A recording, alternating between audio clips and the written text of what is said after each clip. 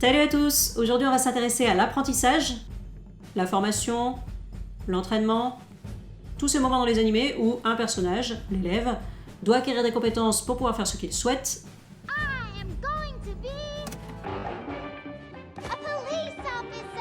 Et où un autre personnage, le maître, les lui enseigne. J'ai jamais vu un ramassis de tarés pareil. Et c'est avec ça que je vais être obligé de faire quoi? La guerre. On est foutus! L'entraînement que l'on retrouve le plus souvent dans les animés est l'entraînement pour développer ses capacités physiques. Je commencerai donc par celui-ci. La présentation est similaire dans chaque cas. Au début, le personnage ne s'en sort pas, à la fin, il est très fort. Vous me direz, ça s'appelle le progrès. Ça s'appelle le progrès. Merci. Sauf que souvent, on ne voit pas les progrès se faire petit à petit, on passe d'un extrême à l'autre. Par exemple, dans Mulan, les combattants chinois se préparant pour la guerre contre les Huns n'arrivent à rien, mais à partir du moment où la jeune fille parvient à retirer la flèche du haut du poteau, tout leur réussit.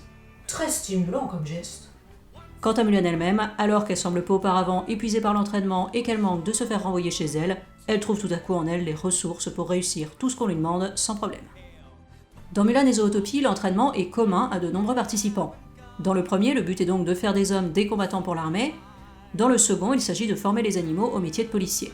Petit rappel, dans Zootopia, il n'y a que des animaux qui vivent ensemble avec des aménagements selon leur taille et leur lieu d'habitation, et ils peuvent choisir de faire ce qu'ils veulent dans la vie. Même si, bon, forcément... Le fait que l'entraînement soit collectif et non individuel est d'une grande aide pour Judy qui se sert des autres pour réussir son parcours. Ainsi, pour franchir un mur de glace, elle bondit d'un de ses collègues à l'autre jusqu'à arriver en haut et pouvoir redescendre de l'autre côté. Malgré la différence de force entre elle et les autres, elle parvient même à mettre KO un rhinocéros en repoussant le propre poing de son adversaire contre lui-même. C'est très humble. Vous servez de la force de l'adversaire pour le vaincre. Plus l'adversaire il est fort, mieux ça marche. Dans Hercule, au contraire, l'entraînement est individuel et personnalisé, même si les épreuves restent similaires pour tout aspirant au grade de héros. L'entraîneur, Phil, établit des règles au fur et à mesure des erreurs d'Hercule. Rule number 95, kid. Concentrate. Rule number 96. Hey! Une fois l'entraînement complété, le jeune homme est en mesure de s'attaquer à de vrais monstres, même si le satyre continue de l'accompagner et de lui prodiguer ses conseils. Phil est également là pour motiver Hercule, alors que les entraîneurs dans Mulan et Zootopie se caractérisent plutôt par leur sévérité. Enfin, dans Kung Fu Panda, on retrouve une nouvelle particularité. De même que dans Hercule, l'entraînement de Po est individuel, mais cette fois, il est très différent de celui que pratique Maître Shifu avec ses autres élèves. Le maître de Kung Fu s'adapte à son élève et se sert de sa singularité, son goût pour la nourriture en l'occurrence, pour le faire progresser. Maître Shifu explique à Po « When you focus on Kung Fu, when you concentrate, you stink. » Le panda réalise certains exercices sans réfléchir lorsqu'il cherche à se nourrir. Par exemple, il fait un grand écart parfait pour atteindre les cookies de Maître Singe. Ouais, je comprends. Moi, je fais toujours rondade, flipperie et salto pour aller chercher mon paquet de pâtes dans la cuisine. Il s'agit donc de le forcer à se concentrer sur la nourriture plutôt que sur le kung-fu. Il maîtrise ainsi la discipline comme malgré lui, non pas en tâchant de réaliser des mouvements, mais en les faisant naturellement. Ah non, mais je fais pas exprès, hein. Non, c'est juste la manière la plus simple de récupérer des pâtes. L'entraînement de Po en lui-même est en fait résumé en très peu de temps dans l'animé. Le film s'attarde beaucoup plus sur la façon dont tout le monde se moque de lui au début parce que personne ne croit en ses capacités, et la fin est consacrée au combat contre l'ennemi, Tai Lung. Non, mais je vais pas le faire maintenant, non, mais en plus j'ai pas faim. Dans les autres animés, on retrouve des disciplines variées, depuis la navigation jusqu'à se comporter comme la grande duchesse Anastasia. C'est Vaiana qui tente d'apprendre la navigation sous l'égide de Maui. Celui-ci manque tout d'abord singulièrement de motivation. Il n'accepte au départ de conseiller la jeune fille que parce qu'il est touché par une flèche paralysante lancée par l'océan. Oui, ça fait un peu bizarre au début, mais l'océan est quasiment un personnage à part entière dans ce film et il vient régulièrement en aide à Vaiana. Du coup, on se demande à quoi ça lui sert d'apprendre la navigation et pourquoi il l'amène pas directement là où elle veut. Ça ira plus vite. Lors de cette première leçon, Maui se contente de critiquer la jeune fille. Il lui demande Hold the sheet. mais sans lui indiquer ce que c'est, il compare sa mesure des étoiles à un high five et il urine dans l'eau au moment où elle tâche de déterminer leur parcours en mettant la main dedans. Lors de la deuxième leçon, toutes ces actions sont répétées, mais cette fois avec la participation de Maui. Avec Anastasia, la leçon prend sa source dans l'imitation plutôt que dans l'explication. Le refrain de la chanson de Vladimir et Dimitri est I can learn to do it, you can learn to do it.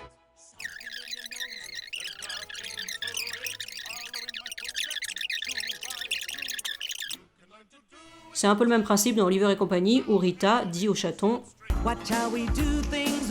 « Dans ce second animé, le but est d'acquérir le savoir-faire nécessaire à la survie dans la rue. Dans le premier, il s'agit non seulement d'apprendre à se tenir correctement, à marcher la tête droite ou à monter à cheval, mais aussi de retenir la généalogie complète d'Anastasia pour pouvoir se faire passer pour elle. Anya a 2 mètres pour ses leçons, c'est la voix de Vlad qui domine la plupart du temps, mais pour le cours de danse, il laisse faire Dimitri. Cette évocation me permet de passer à l'animé suivant, Pocahontas 2, un monde nouveau, dans lequel le spectateur peut justement observer la jeune indienne apprendre la danse avec John Rolfe. En réalité, elle est censée apprendre toutes les subtilités de la vie de courtisan en Angleterre pour pouvoir tenir son rang pendant le temps de la soirée mondaine à laquelle elle est invitée. Bon, en fait, on la voit juste danser pendant 20 secondes avec Rolfe, mais visiblement, elle a quand même un peu révisé. Elle répète sa leçon en traversant la salle pour rejoindre le couple royal d'Angleterre auquel elle va faire ses salutations. Hello, Your Excellence. Your great, good highness. Greetings, Your Magnificence. See? Je vais vous mettre 9 sur 20, parce que vous avez fait l'effort de venir. Oh mais vas-y, j'ai quasiment pas eu de temps pour bosser, en plus mon raton Laval arrêtait pas de me déranger. J'en viens maintenant à 2 exemples d'enseignement de matières qui ne peuvent être maîtrisées par les élèves. Tout d'abord, dans le livre de la jungle, c'est une discipline difficile à pratiquer pour un humain que cherche à enseigner Baloo, être un ours. Il commence par demander à Mowgli de hurler, puis de se battre comme un ours. Bagheera lui conseille par ailleurs à ce moment de l'instruction de ne pas l'assommer, pour éviter qu'il oublie tout ce qu'il vient d'apprendre. Enfin, il conclut par des astuces d'ours pour se nourrir. Don't pick the prickly pear by the paw. When you pick a pear, try to use the claw. Bon, seul problème, Mowgli n'a ni pattes ni griffes, mais son professeur ne semble pas s'en être rendu compte. Enfin, nous allons revenir sur une question qui bouleverse les foules et torture les cerveaux, à moins que ce ne soit l'inverse, depuis des années. Est-ce que Michael Jackson est vraiment... La poule peut-elle voler ? Rocky, un coq qui prétend savoir voler, accepte de donner des leçons aux poules de la ferme Tweedy pour qu'elles puissent s'échapper en s'envolant par-dessus la clôture. Toutefois, cet enseignant improvisé n'est pas très sérieux, persuadé qu'il est que ses disciples n'arriveront à rien. Peut-être qu'il sait que les poules ça vole pas ? Tu commences pas avec ça ? Il leur fait faire un échauffement mais ne le surveille même pas et se fait faire un massage au milieu de l'entraînement. Quant aux exercices qu'il leur donne pour les faire voler, ils sont tous plus inutiles les uns que les autres. Ginger, une poule audacieuse et inventive qui a déjà essayé à plusieurs reprises des moyens pour s'échapper sans succès, tente de le prendre comme point de comparaison pour savoir combien de temps ses compagnes et elle mettront à voler.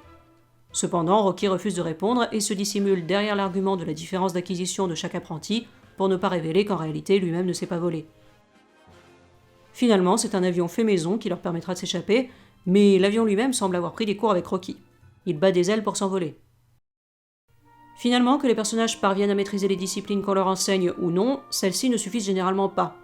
Mulan devient le meilleur soldat de l'armée, mais c'est après que son identité de femme a été découverte et qu'elle s'en trouve exclue qu'elle parvient à vaincre Shan Yu, le chef des Huns. De plus, ses exploits résultent autant, voire davantage, de son ingéniosité que de ses qualités de combattante. De même, c'est en allant à l'encontre des consignes de son chef et en suivant son intuition que Judy parvient à faire ses preuves.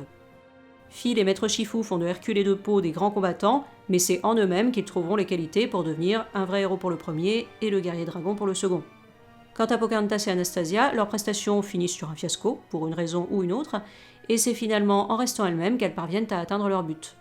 Il ne s'agit pas simplement de maîtriser une discipline que d'autres maîtrisent déjà ou pourraient maîtriser aussi bien, mais de se servir de ses connaissances à sa manière. Surely His Majesty would not refuse an audience with a visiting princess. Et tiens, tu fais quoi maintenant, hein ?